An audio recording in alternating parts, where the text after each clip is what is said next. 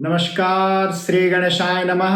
आप सभी का स्वागत है गंगा शरणम परिवार में। कैसे हैं आप लोग?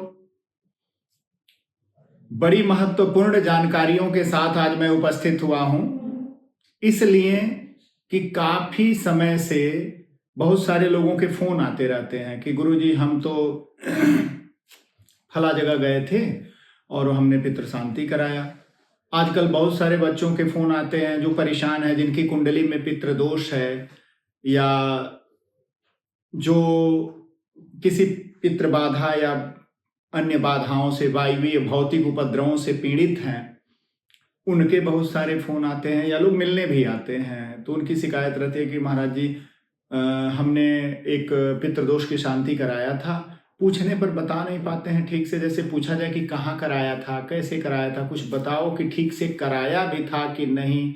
अब महाराज ऑनलाइन करवा लिया था, हमें बुलाया गया था। अच्छा, सबसे मजेदार बात देखो कि बहुत सारे ऑनलाइन जो है साइटें हैं जो ये कहती हैं कि आप 1100 रुपया भेज दो, हम आपका पितृदोष की शांति करवा देते हैं। आप हमें 850 रुपया भेज दो, हम शांति करवा देते हैं। आप हमें 2100 रुपया भेज दो, शांति करवा देते हैं। यहाँ मतलब रुपए पैसे का नहीं है। आज के भारतवर्ष में व्यक्ति सामर्थ्यवान है कि वो इतना खर्च कर सकता है। समस्या ये है कि आपने किया क्या।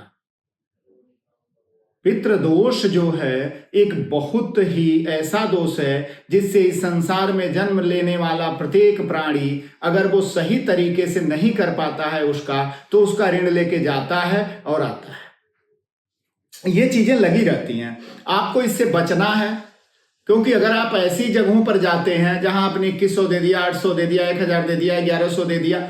मैं पैसे की चर्चा इसलिए करता हूं कि जिस देश में एक शुद्ध गाय का घी भी 1500 से कम नहीं मिलता है, एक पैकेट वाले आजकल किराने की दुकान से भी घी लोगे तो वो 650 रुपए की आती है।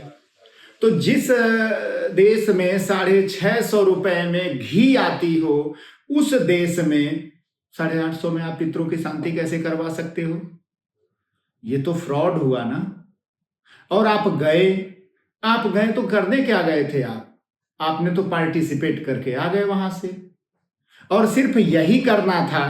तो इससे क्या क्यों? क्योंकि आत्मा जायते पुत्र, संतानें अपने पिता का ही दूसरा रूप होती हैं, और वो जब दूसरा रूप होती हैं तो पितृकर्म ऐसा कर्म है जिसमें उनको उपस्थित होना पड़ता है।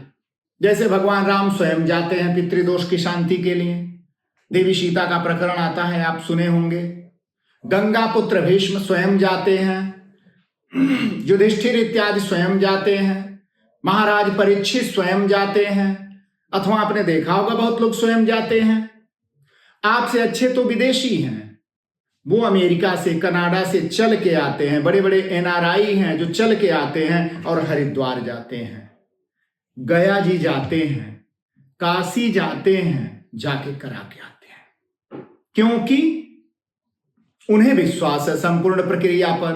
और आप इतने आपाधापी में हो गए हो कि 4 से 6 घंटा ठीक से नहीं निकाल पाते अपने लिए।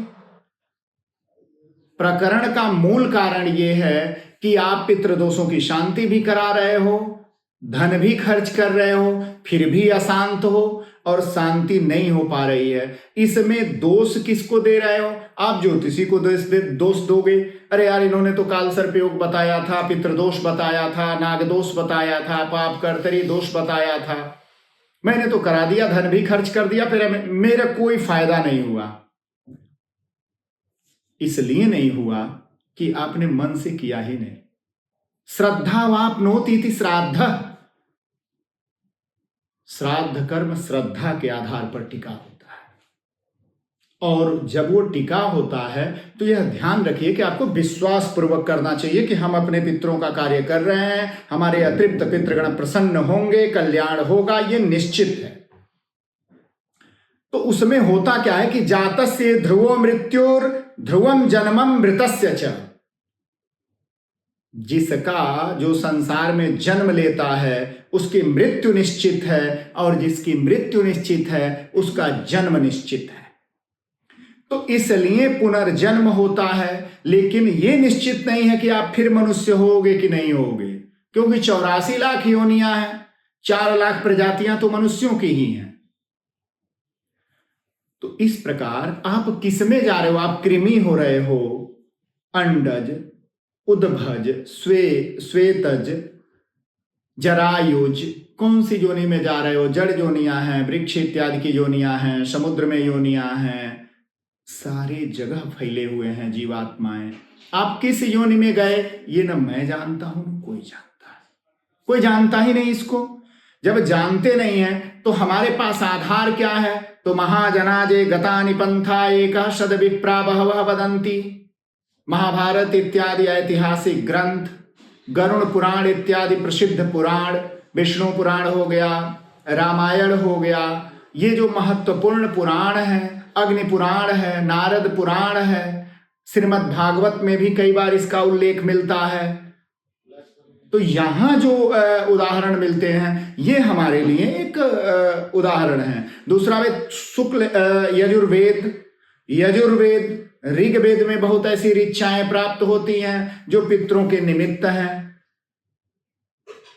तो इस प्रकार जब आप ये देखें कि पितृदोष बनता कैसे और क्यों ठीक नहीं हुआ, तो मैं पितृदोषों पर पहले भी बहुत बार ये वीडियो बना के भेज चुका हूं, आप लोगों ने देखा भी है, और जिन लोगों ने सब्सक्राइब किया है चैनल को सभी लोगों ने देखा भी है इन चीजों को, और मैंने बिल्कुल सटीक बनाता हूं। देखो जो मेरे पास शास्त्रीय आधार है, प्रमाण है, उसी के आधार पर बना भेजता हूं, क्योंकि मैं इससे हट के कभी नहीं बोलता।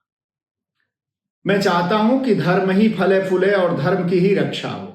इसलिए मैं ये कहना चाहता हूं कि आप कर्म कर भी रहे हैं और आपको अच्छा हो भी नहीं रहा है, सफलता मिल नहीं रही है, इससे बचिए, इस स्कैम से बचिए। जो स्कैम आजकल चल रहा है ऑनलाइन, इन स्कैमरों से बचिए और आप अपने धर्म के अनुसार। आप बचपन में 5 वर्ष तक बालपन में बिता ले जाते हो और ये भूल जाते हो कि आपको समय नहीं मिलता पितरों के लिए, जिन्होंने आपको जन्म दिया, पाला पोसा, जिनकी वंश परंपरा में आपका अवतरण हो रहा है। इतना तो समय निकालो उनके लिए, 1 दिन, 3 दिन, 7 दिन का समय निकालो, उनके लिए निकालना पड़ेगा। और हम पितृदोषों की बात करें तो जितने बड़े संपूर्ण पितृदोषों की बात अगर आप कर रहे हैं तो वो लंबी प्रक्रिया है, उसके लिए आपको गया जाना चाहिए।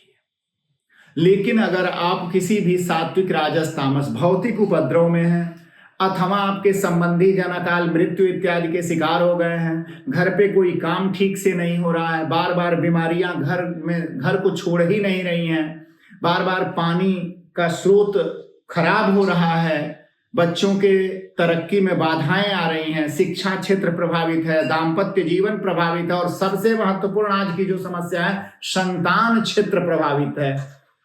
तो आप संतान क्षेत्र को और इन सारी समस्याओं को ठीक करने के लिए आप त्रिपिंडी श्राद्ध करा सकते हो। तो इसलिए मैंने आज ये वीडियो इसलिए कहा कि आपकी समस्या क्या है। समस्या ये है कि आप स्कैम में फंस रहे हैं। स्कैम में नहीं फंसना है, आप जो है अच्छे पुरोहित, अच्छे आचार्यों से संपर्क करें और अपने कर्मकांड को विधिवत कराएं। एक दिन का समय निकालो, 4 घंटे का, 5 घंटे का, 6 घंटे का, ये समय निकाल के और विधिवत करो उसे, और फिर देखो आपको लाभ हो रहा है कि नहीं। अगर आपको यह वीडियो पसंद आया हो तो लाइक और सब्सक्राइब जरूर करें ताकि आप नई वीडियो मिस ना करें।